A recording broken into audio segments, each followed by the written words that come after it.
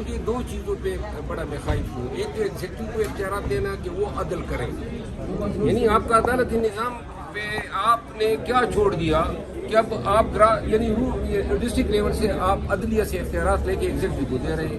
دنیا میں کس ملک میں انتظامی افسران جج ہوتے ہیں؟ یہاں آپ نے ملٹری ٹریبیونل کو بھی جج کے اختیارات دیے ہوئے ہیں, ایگزیکٹو مجسٹریٹس کو آپ.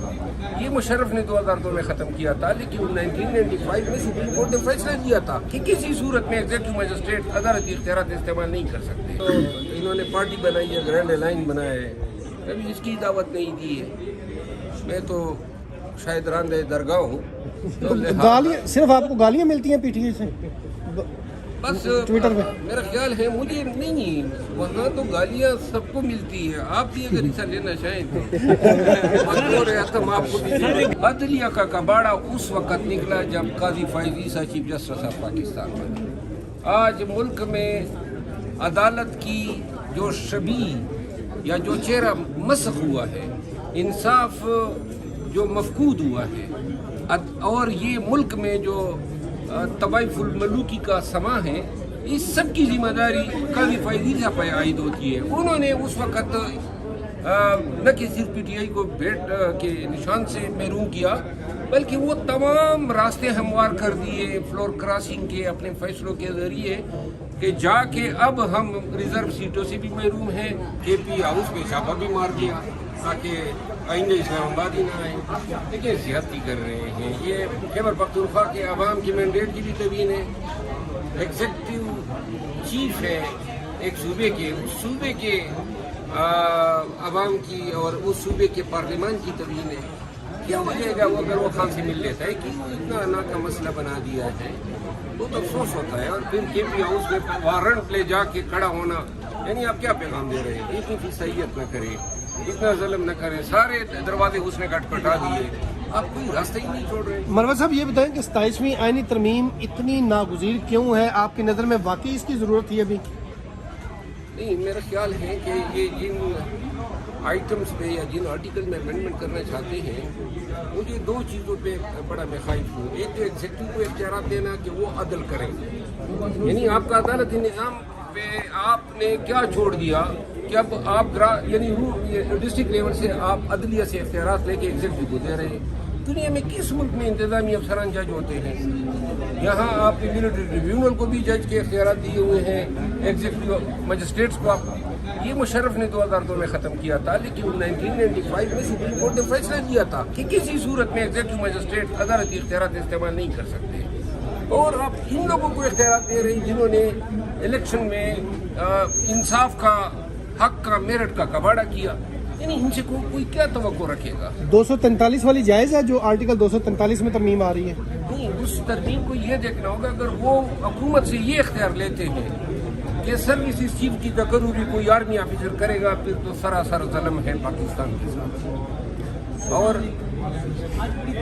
بہت ہی زیادہ سویلین بالادستی جو ہے وہ چکناچور ہو جائے گی. لیکن اگر کسی نام کی تبدیلی ہے تو نام کی تبدیلی سے شاید ہی کوئی فرق پڑے. سویلین بالادستی جو ہے وہ متاثر نہیں. اپوزیشن لیڈر کے لیے ابھی تک جو ہے وہ اس کی تقرری کا نوٹیفیکیشن نہیں ہوا, اس کو آپ کیسے دیکھتے ہیں؟ کیا آپ نے سگنیچر کیے تھے اپوزیشن لیڈر کے لیے جو پی ٹی آئی نے جمع کروائی تھی؟ مجھے کسی نے کہا ہی نہیں ہے. مجھے تو یہ جو انہوں نے پارٹی بنائی ہے, گرینڈ الائن بنایا ہے, کبھی اس کی دعوت نہیں دی ہے. میں تو شاید راندہ درگاہ ہوں. گالیاں صرف آپ کو گالیاں ملتی ہیں پی ٹی آئی سے بس ٹویٹر پہ؟ میرا خیال ہے مجھے نہیں, وہاں تو گالیاں سب کو ملتی ہے. آپ بھی اگر حصہ لینا چاہیں تو آپ کو بھی. گریڈ الائنس بنا اپوزیشن کا, اس میں پی ٹی آئی کے علاوہ دوسری جماعتیں بھی ہیں, ان کی طرف سے بھی کوئی رابطہ نہیں کیا گیا آپ کے ساتھ؟ نہیں, میں دیکھیے میرے ساتھ بہت ساری پارٹیوں کے جو اکابرین ہیں بڑے میرے ساتھ خوشگوار تعلقات ہیں. پاکستان تحریک انصاف کہہ رہے میں کے ساتھ ہر عہدیدار کے ساتھ میرے اچھے تعلقات ہیں. ماں صبح ایک دو میرے تعلقات اچھے ہیں. لیکن یہ پارٹی کے اندر آپ کے ساتھ خصوصی سلوک کرتا کون ہے؟ بیرسٹر گوہر ہے, سلمان اکرم راجہ ہے, کون ہے جو آپ کو پی ٹی آئی میں نہیں دیکھنا چاہتا؟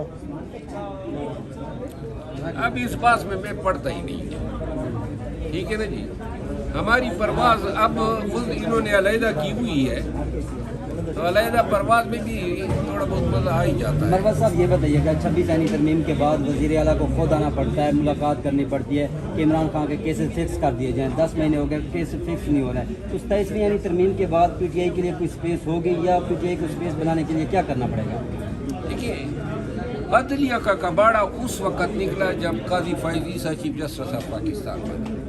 आज मुल्क में अदालत की जो शबी या जो चेहरा मस्ख हुआ है, इंसाफ जो मफकूद हुआ है, और ये मुल्क में जो तवाइफुल मलूकी का समा है, इस सब की जिम्मेदारी काजी फैज़ ईसा पर आयद होती है। उन्होंने उस वक़्त न कि सिर्फ PTI को भेंट के निशान से महरूम किया, बल्कि वो तमाम रास्ते हमवार कर दिए फ्लोर क्रॉसिंग के अपने फैसलों के ज़रिए कि जाके अब हम रिज़र्व सीटों से भी महरूम हैं। अदलिया में कॉन्स्टिट्यूशनल बेंच भी बन गया है, यहाँ 2 ताई अक्सरियत भी मिल गई है। इस सब तमाम गन की जो आबियारी हैं वो कई 27वीं तरमीम में PTI के साथ खड़े होंगे या हुकूमती साइड में गैर, क्योंकि बस तरमीम अच्छी भी हो सकती है। देखिए, मैं मुसबेदा पढ़ूंगा, मुझे PTI अगर कहेगी कि हमारा साथ दें तो लाज़िमन दूंगा, लेकिन मेरा मशवरा ये है कि ये जो शिरकत के लिए दावत दी है, पढ़े तो सही ना। अभी पढ़े बगैर अगर बाइकाट कर दें तो ये कोई रैशनल मंतकी या कोई मुदल्लिल जवाब नहीं है। पहले पढ़ें, कोई चीज़ अगर अवाम के फलाह में है और पाकिस्तान के फलाह में है तो मेरा ख्याल है कि उसमें शायद पाकिस्तान तहरीक इंसाफ को जिस तरह पीपल पार्टी ने कर बड़ी अच्छी बात की, बिलावल भुट्टो जरदारी ने कि NFC अवार्ड पे कोई समझौता नहीं होगा, 18वीं तरमीम को आईनी तरमीम को रोल बैक नहीं किया जाएगा। अगर ऐसी सूरत हाल है तो ऐसी जुमातों का साथ दें। क्या बिलावल भुट्टो की बातों पे आपको यकीन है?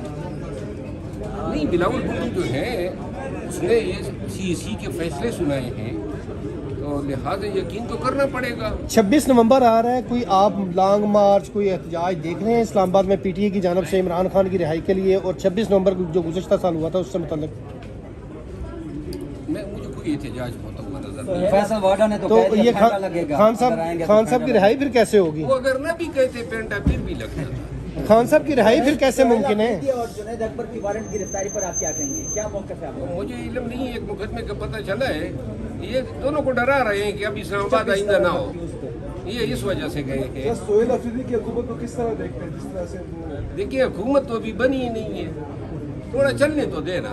वो बेचारा तो वजारत आला छोड़ के रोज़ाना इधर फिर रहा होता है खान से मिलने के लिए। थोड़ी सी हुकूमत होने दे, 5-6 महीने के बाद कोई आदमी असेसमेंट कर सकता है।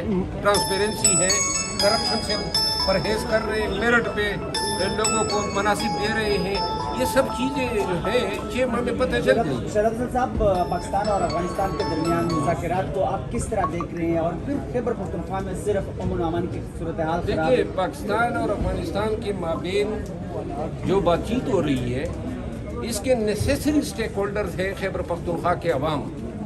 अगर खैबर पख्तूनख्वा में बतखूरी हो रही है, चीना जब्ती है, डकैतियाँ हैं और ये तमाम जो हैं अस्करियत पसंदी के आड़ में हो रही है, तो लिहाजा क्यों कर आप इलाके के लोगों को महरूम कर सकते हैं कि आप इस बातचीत में हिस्सा न लें। दूसरी बात यह है कि मरकज़ी हुकूमत अगर डायरेक्ट उनके साथ बात करती है और अफगान हुकूमत जो है वो जवाब दे देती है कि हमने आपकी बात कतई नहीं मानी है, तो लिहाजा जिम्मेदारी किस पे होगी?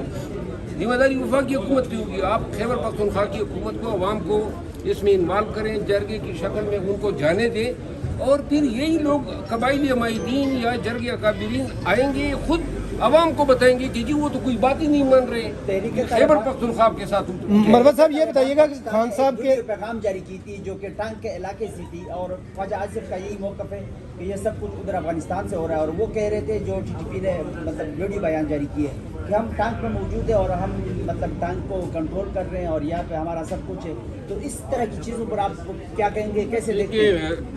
TTP का कंट्रोल रात के वक्त होता है, दिन के वक्त नहीं होता, और रात के वक्त जो है अंधेरा होता है, और यूं जो है हमारे इलाके टांग, लकी मरवत, बन्नू, करक, DI खान, ये सारे इलाके ऐसे हैं कि वहाँ कम्युनिकेशन यानी रोड, सड़कें अमूमन ज़्यादातर कच्ची है, پھر وہاں موومنٹ بڑی آسانی سے ہو سکتی ہے. پہاڑی علاقے جو ہیں وہ قریب ہوتے ہیں, وہاں پناہ لے لیتے ہیں, تو لہٰذا یہ مسئلے مروت صاحب, خان صاحب نے آپ کو ٹکٹ دیا, آپ الیکٹ ہوئے, اب آپ پارٹی کے اندر اختلافات ہوتے ہیں, لوگ ایک دوسرے کی مخالفت کرتے ہیں, آپ کیا کردار ادا کر رہے ہیں عمران خان کی رہائی کے لیے اپنے لیڈر کی؟ بڑا اچھا سوال ہے. میں تو آج کل نہیں 1 سال سے ان کی گالیاں کر رہا ہوں. یہ جو لونڈا لپاڑا گروپ ہے, خام میں یہ ہمیں کام ہی نہیں کرنے دیتے ہیں. اگر ہمارے درمیان اختلافات پیدا ہوئے تھے تو شاید یہ اس کی اصلاح ہو جاتی, ہم گلے مل سکتے تھے, لیکن انہوں نے تو اتنا مطلب نفرت کے بیج بو دیے ہیں. 1 سال سے ہم نے مخالفین کو, اسٹیبلشمنٹ کو, حکومت کو کوئی ان کے خلاف بیانیہ ہی نہیں نکالا ہے, نہ کوئی بات کی ہے. ہم تو آپس میں لڑ رہے ہیں, پوری پی ٹی آئی آپس میں لڑ رہی ہے. آپ کی ڈائریکشن ہی خطا ہو گئی ہے. آپ عوام, وہ جو آپ کی حقیقی آزادی کا بیانیہ تھا, آپ کی عدالتی آزادی کا بیانیہ تھا, آپ کی سول سپریمیسی کا جو نیریٹو تھا, آپ کی جو جمہوری بالادستی کا نیریٹو تھا, وہ کوئی بولتا ہی نہیں ہے. آئے دن آپس کے اختلافات, ایک اس کو رگید رہا ہے, دوسرا دوسرے کو رگید رہا ہے. اسی وجہ سے جو ہے پاکستان تحریک انصاف کا ورکر بڑا مایوس ہوا ہے, اور بہت ہی زیادہ جو ہے مایوسی پیدا ہے. اور جب تک اس چیز کی تصحیح نہیں ہوتی ہے, مجھے نظر نہیں آ رہا ہے کہ کوئی تحریک چلا سکے. غداری کے سرٹیفکیٹ بڑی جلدی بانٹے جاتے ہیں, اور خاص طور پر جو بیرون ملک بیٹھے ہوئے پی ٹی آئی کے لوگ ہیں, وہ کوئی بھی ان کے مخالف بات کرے تو اس کو غدار قرار دے دیتے ہیں پی ٹی آئی کا. غدار قرار دے رہے تو کوئی کسی کو کیا پڑتا ہے. مروت صاحب, ایک ٹائم تھا, کہا جاتا تھا کہ پی ٹی آئی کا جو سوشل میڈیا ہے یہی ان کے گلے پڑے گا. ہم وہ دیکھ رہے ہیں کہ پی ٹی آئی کا سوشل میڈیا ہی کسی بھی رہنما کو اٹھا کے کچھ بھی کہہ دیتا ہے. تو کیا سوشل میڈیا ہی نقصان پہنچا رہا ہے پی ٹی آئی کو؟ میرا خیال ہے کہ جس نہج پہ یہ میڈیا چل رہی ہے, پارٹی کے پیچھ میں چولہے کو اٹھ رہی ہے, پارٹی کا ہر لیڈر ان سے تنگ ہے, ہر ایم این اے جو ہے ناک تکایا ہوا ہے, اور ان کی بلیک میلنگ کی وجہ سے کوئی حق اور سچ کی بات ہی نہیں بول سکتا ہے. Thank you.